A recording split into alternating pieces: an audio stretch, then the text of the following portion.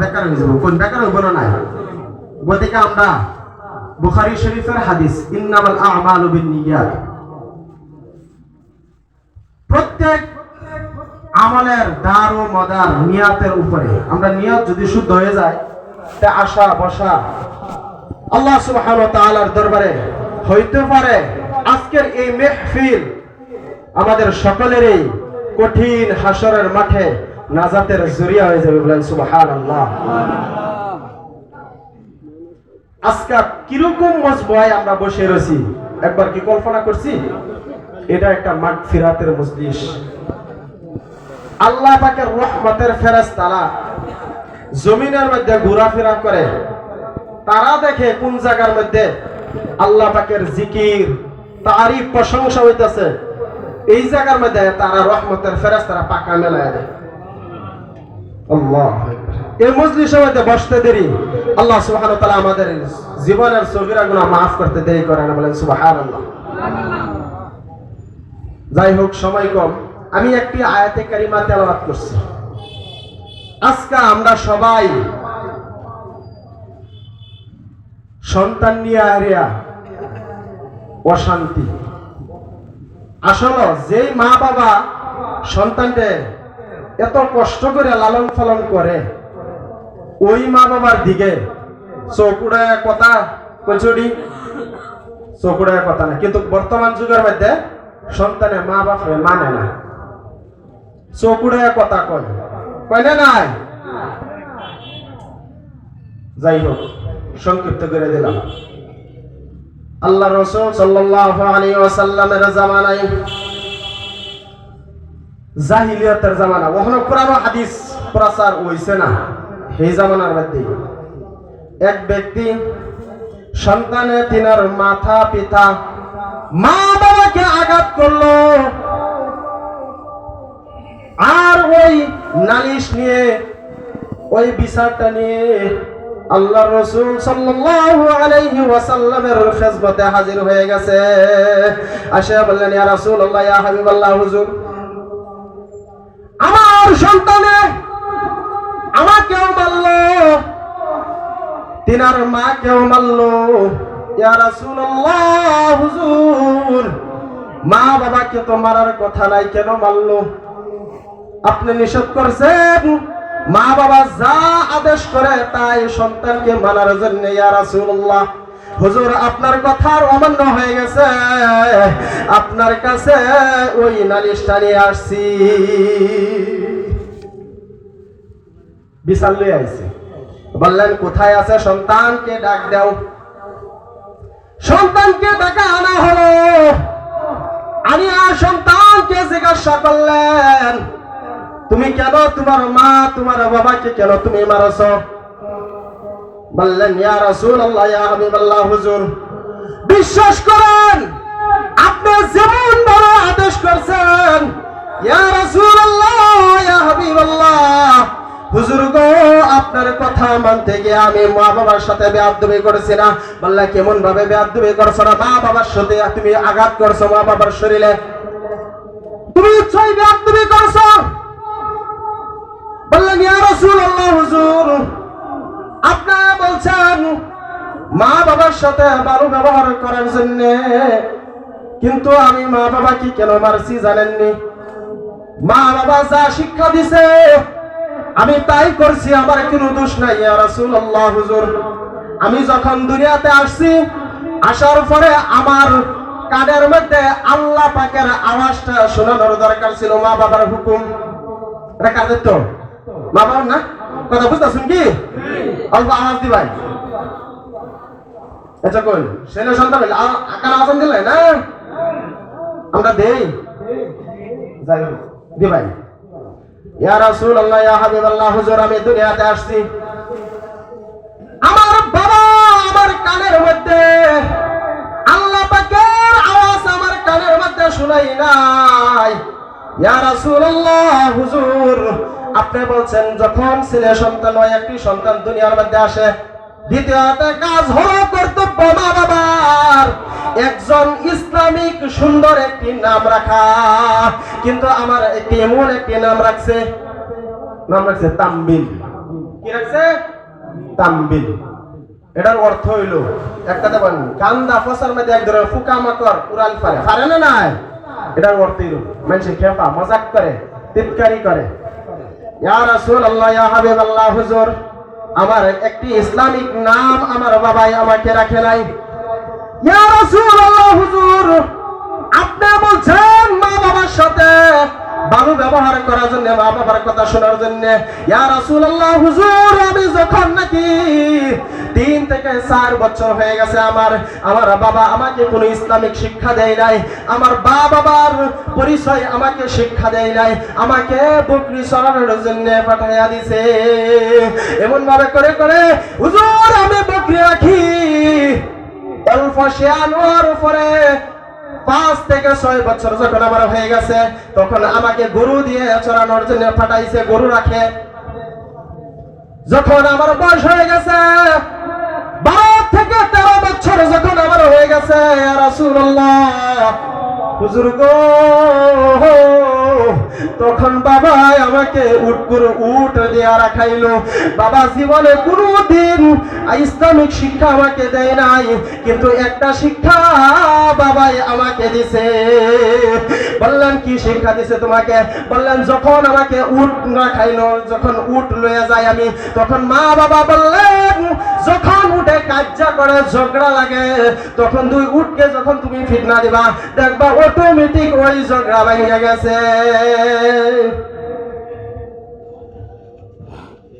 যখন বাড়িতে আসছে, আসিয়া দেখে হঠাৎ করে একদিন আসিয়া দেখে বাড়ির মধ্যে মার বাবা দুজনে ঝগড়া লাগছে, কাজিয়া লাগছে।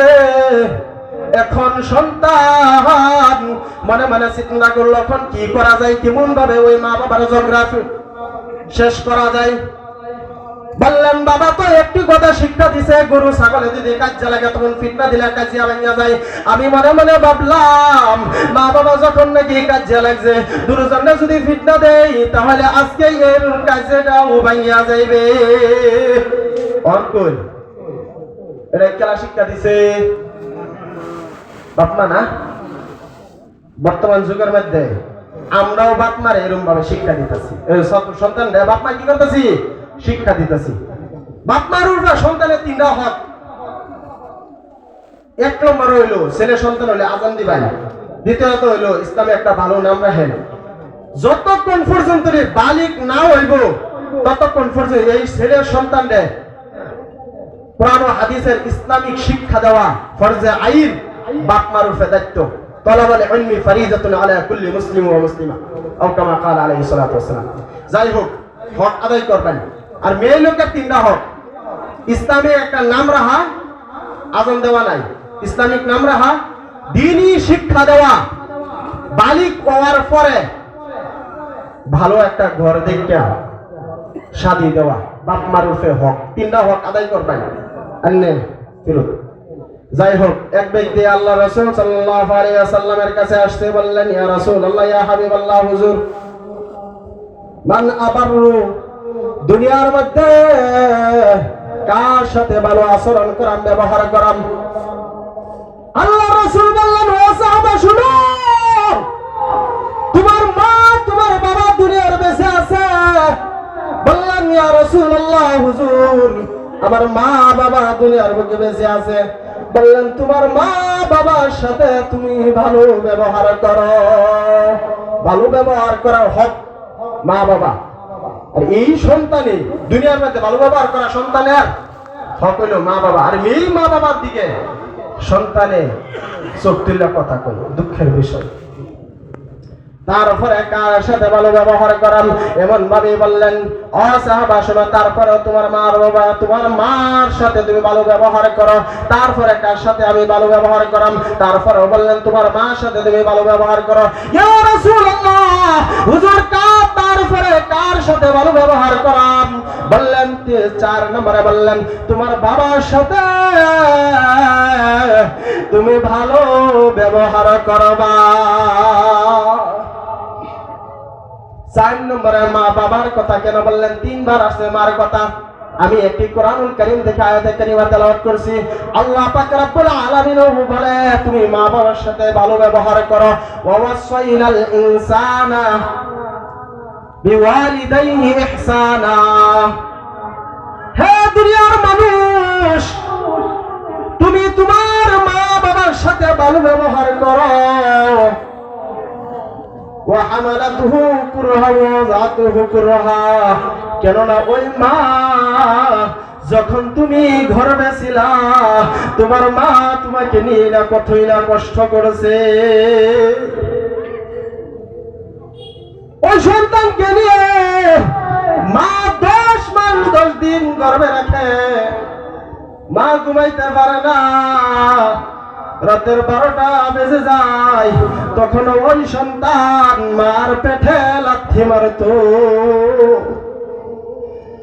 দুনিয়ার সমস্ত মানুষ ঘুমায় যাইতো, পশু পাখি ঘুমায় যাইতো, ওই জনম দুঃখিনী মার চোখে ঘুম নাই, উঠে উঠে কাঁদতো আর বলতো, আল্লাহ তুমি আমাকে দুনিয়ার থেকে নিয়ে যাও, কোনো আপত্তি নাই, আর সহ্য করতে পারি না,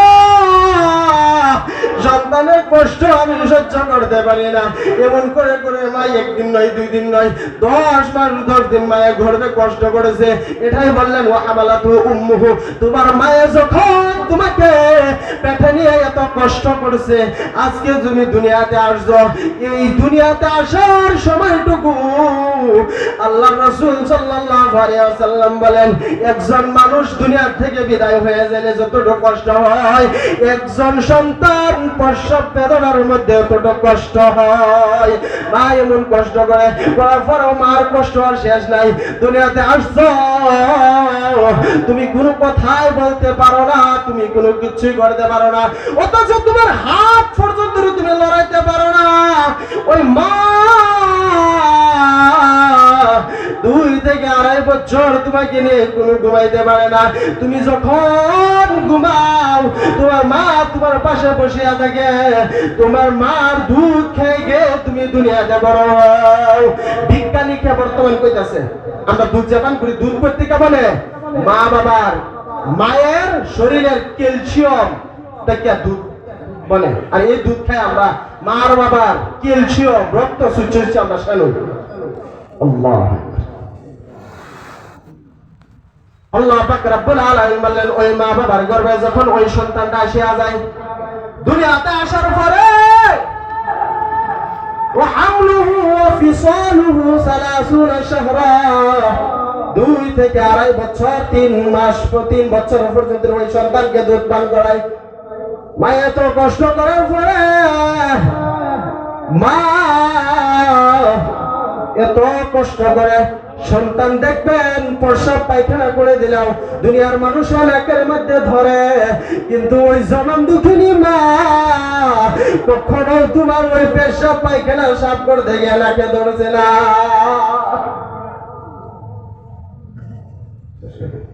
ওই মার কাছে তুমি কেমন করে দুঃখ দাও, কষ্ট দাও। ভাইয়ের আমার বন্ধুগণ, ওই বাবা যখন তুমি শেন হয়ে গেছো, তোমার বাবাই কেমন কষ্ট করে, এই রাত জেগে থাকে, দিনের বেলা কষ্ট করে। ওই মা বাবা একমাত্র সন্তানের জন্য কষ্ট করে।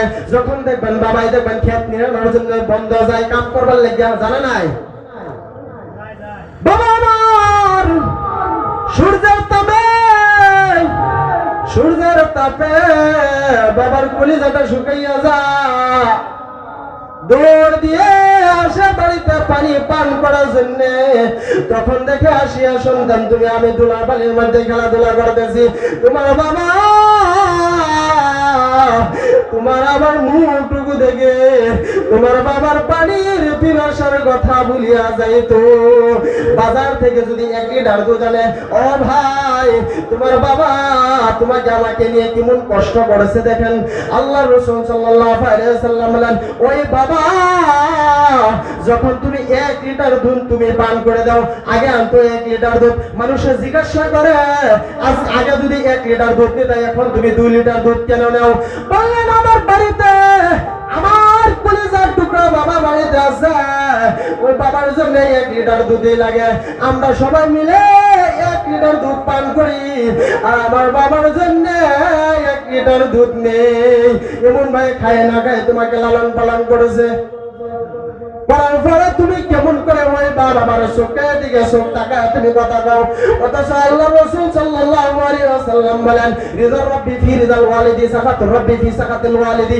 কোন সন্তানের উপরে যদি ওই মা বাবা যদি রাজি এবং সন্তুষ্ট হয়ে যায়, আমার নবীজি বলেন ওই ব্যক্তি আরশে আজিমের মালিক সন্তুষ্ট হয়ে যায়।